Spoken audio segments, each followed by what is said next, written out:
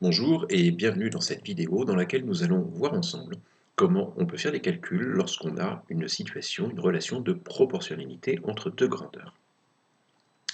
Dans cette première partie, nous allons regarder ce qui se passe lorsqu'on dispose d'un tableau. Souvent, quand tu as une relation de proportionnalité, tu as utilisé un tableau pour montrer que cette relation de proportionnalité existait. Donc, si on a un tableau de proportionnalité comme celui-là, eh bien, en fait, on va pouvoir faire un certain nombre d'opérations dans ce tableau.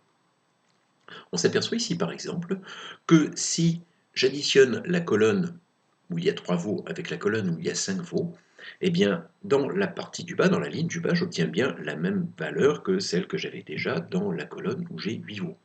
3 plus 5 ça fait 8, 12 plus 20 ça fait 32. Cela veut dire aussi que finalement je peux obtenir la valeur qui correspond à 11 veaux simplement en ajoutant le 3 et le 8 pour obtenir 11, et le 12 et le 32 pour obtenir 44. C'est assez logique. Si tu as rajouté 3 veaux à 8 veaux, ben, le nombre de pattes que tu as rajouté, c'est le nombre de pattes qu'il y avait pour les 3 veaux. D'accord ? Donc, dans un tableau de proportionnalité, d'une façon générale, je peux additionner deux colonnes, et j'obtiens une nouvelle colonne qui appartient aussi à ce tableau de proportionnalité.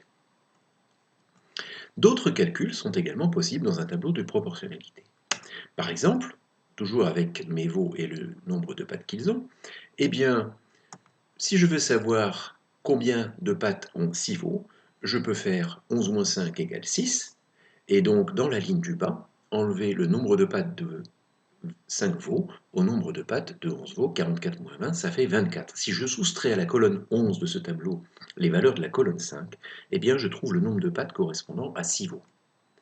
Donc dans un tableau de proportionnalité, je peux soustraire une colonne à une autre pour obtenir une nouvelle colonne qui appartient elle aussi à ce tableau de proportionnalité. Mais je peux faire encore d'autres choses. Je peux obtenir le même résultat en multipliant la colonne du 3, des 3 veaux, par le nombre 2. 2 fois 3 veaux, ça fait 6. 2 fois 12 pattes, ça fait 24 pattes. J'ai bien obtenu le même résultat. Donc, dans un tableau de proportionnalité, je peux multiplier une colonne par un nombre pour obtenir une nouvelle colonne qui appartient à ce tableau de proportionnalité. Alors, bien sûr, j'aurais trouvé ce résultat beaucoup plus rapidement en multipliant 6 par 4 puisque je savais déjà que le coefficient de proportionnalité c'était 4. Mais cette méthode est très intéressante quand le coefficient de proportionnalité n'est pas un nombre entier, quand ça peut être un nombre un petit peu compliqué.